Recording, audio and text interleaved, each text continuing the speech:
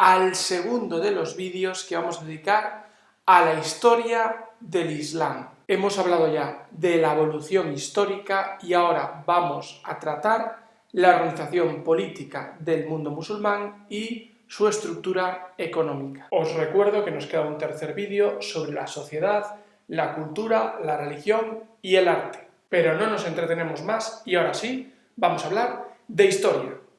La organización política del Islam.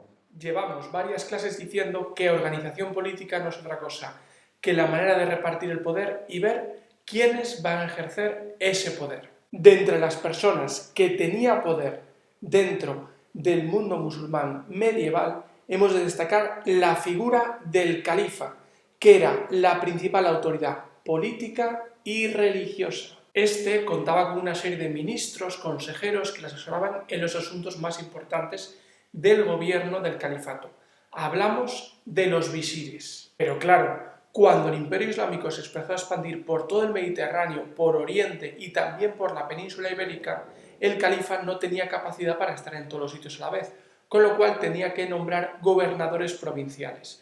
Estos recibían el nombre de emires o valíes. En el ámbito de la justicia hemos de destacar la figura de los cadíes. Un cadí podía impartir justicia en nombre del califa siempre, evidentemente, tanto en materia de delitos civiles como delitos religiosos. Dentro de este repaso de la organización política del mundo musulmán en la Edad Media, nos interesa hablar de los divanes, que eran las personas que se encargaban de administrar los impuestos y llevar la tesorería, las cuentas del califato.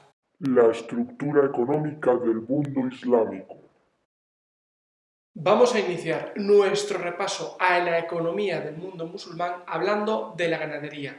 Y es así porque esta es la actividad fundamental a la que se dedicaban las tribus de la península arábiga, que fue donde surgió esta religión. Los rebaños más importantes eran los compuestos por cabras y ovejas, de donde se sacaban materiales como la leche, la carne, la lana o el cuero. Además, hay que destacar la importancia para el transporte de mercancías, para el comercio, de la domesticación de animales como el asno, el dromedario o el caballo. Pasamos ahora a hablar de la agricultura y para entenderla es necesario remontarnos también a los orígenes de la religión musulmana, que es el desierto. Por eso, cuando hablamos de la agricultura en el mundo musulmán, hay que destacar la importancia fundamental del aprovechamiento del agua.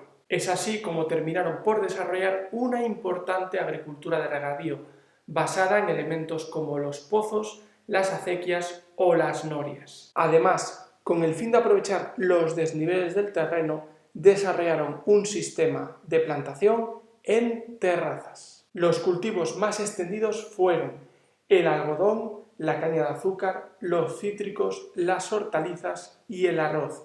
Muchos de ellos los tomaron de Extremo Oriente y los extendieron por Europa. El primer elemento a tener en cuenta antes de hablar del comercio y la artesanía es la expansión territorial del mundo musulmán, que le permitió ser el punto de enlace entre los productos que venían de Extremo Oriente, es decir, de Asia y Europa, y al mismo tiempo también el intermediario entre África y el territorio europeo. Esto explica el importante desarrollo artesanal y comercial del mundo islámico.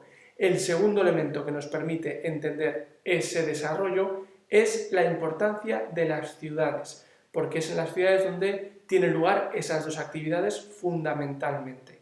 Y vamos a dedicar al final de este vídeo un breve apartado a ver las partes de la ciudad musulmana. Las ciudades estaban organizadas en torno a la mezquita y los bazares. El bazar era un enorme mercado donde se podían comprar desde frutas y especias hasta alfombras. ¿A cuántos kilómetros por hora va esta? Era algo así como una ciudad dentro de una ciudad. Era un lugar para comprar y vender plagado de colores y olores muy especiales. Pero no solo se compraban y vendían cosas. Por estos lugares pasaban las discusiones más acaloradas sobre religión, política y, claro, negocios. Desde aquí partían el resto de las calles que, como un laberinto, se cruzaban y bifurcaban hacia las afueras de la ciudad. Pero antes de eso vamos a terminar con el comercio y lo vamos a hacer hablando de los materiales, de los productos que venían de cada uno de los lugares. En primer lugar, de Europa Occidental venía plata, hierro, estaño y madera. De Europa Oriental, fundamentalmente, cobre, oro y pieles. De África, marfil, esclavos, oro y sal. Y de Asia, productos de lujo como la seda, las especias, los metales preciosos o los perfumes. Todo este desarrollo comercial y artesanal se vio favorecido por la existencia de unidades monetarias que eran admitidas en todo el Imperio Islámico. Hablamos del dinar de oro y del dirham de plata. Vamos a repasar ahora algunos de los principales elementos de la ciudad musulmana.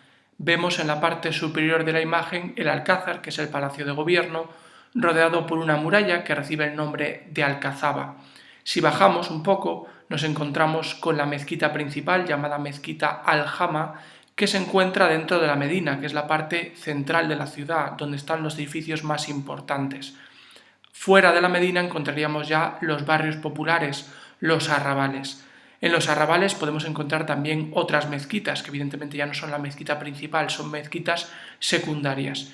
Al margen de estos elementos que hemos comentado, también hay que destacar la presencia de los zocos, que son mercados, y las alhóndigas, que son almacenes para guardar los productos.